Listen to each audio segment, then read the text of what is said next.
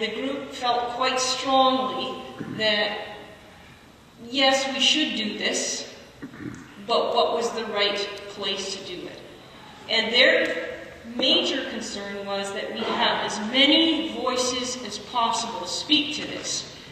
So if we just stick it in a Sunday school class, and adult education in our congregation, I think, is sometimes struggling and competes with a very large choir that practices at the same time. But if we put it in a Sunday school class, you only have a handful of people. Or if you do it in an evening, you might only have a handful of people. Where is the place that we can get the most voices possible to take a look at this? And so after some conversation, we decided it would be on a Saturday morning, and you might think that's a strange time, but we picked a Saturday morning, and it was a Saturday morning of our congregational meeting.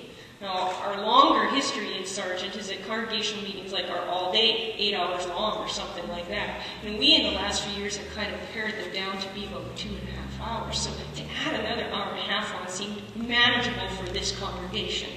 And so we decided to go in that route. Our church chair was the one who moderated that event. We came to a church basement setting, very much like this. We had tables, and people were invited to sit at the tables.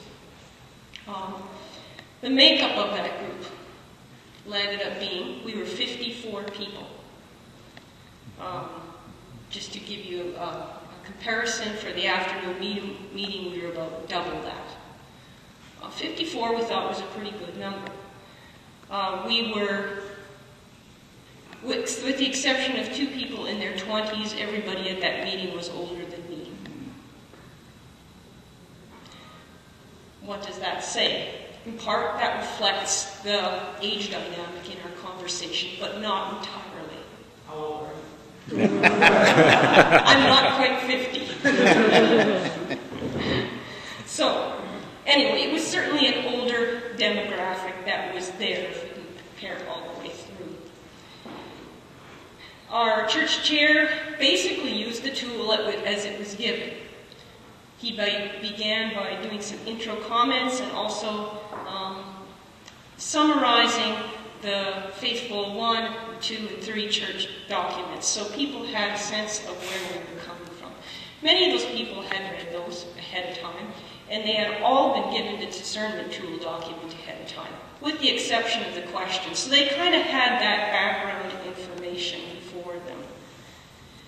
After that intro comments and kind of getting us all on the same page, we were invited at our tables to discuss the 2 questions as they were provided for us in the discernment tool. And we were given quite a chunk of time. I think we were given about a half an hour or so to reflect on our understanding, personal understanding, experiences of the Bible, and how it had led to various decisions. And I think that was the first of the 2 questions, and then the second one I didn't have it off the top of my head. But and then there was a recorder at each table to take down what was being said, what was being shared. There was good conversation from what I could tell. Each table was engaging, and I think there was participation among the people there that was quite helpful. At the end, there was a time when each person, one spokesperson for each table could stand up and just give a summary comment, which you can imagine is very difficult to do. Like, how do you make a summary comment? But maybe one statement that kind of came out from the table, just so there was a sense among these 8 different tables what was being talked about. It was clear, even in those comments, that a couple of tables didn't stick to the agenda at all. In fact, they didn't even answer the question. They came with questions that were directed to the document. And so they had some very specific things coming to the meeting.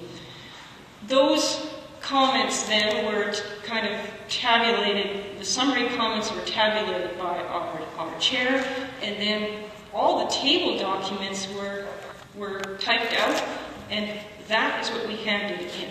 We didn't try to do any analysis of it. We just wanted to, we hopefully gave them a sense of some of the conversation, some of the thinking around the table. There was, after I heard a very strong call that we should do this again. This shouldn't be just one time.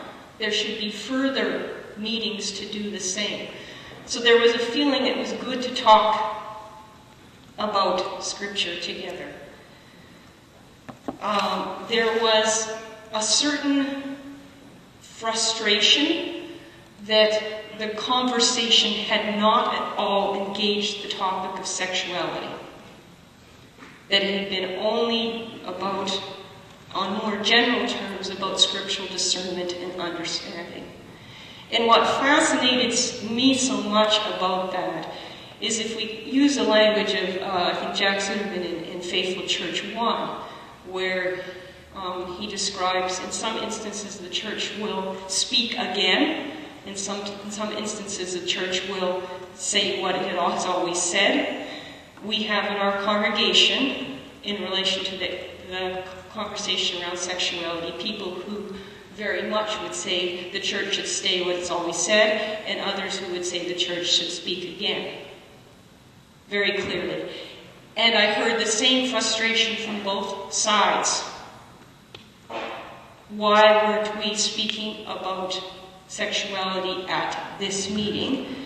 And further to that, from the people, the group who might say the church should say what it always has said, there was a feeling that Mennonite Church Canada had already decided where it's going, and this is just kind of stuff to do before we actually get there.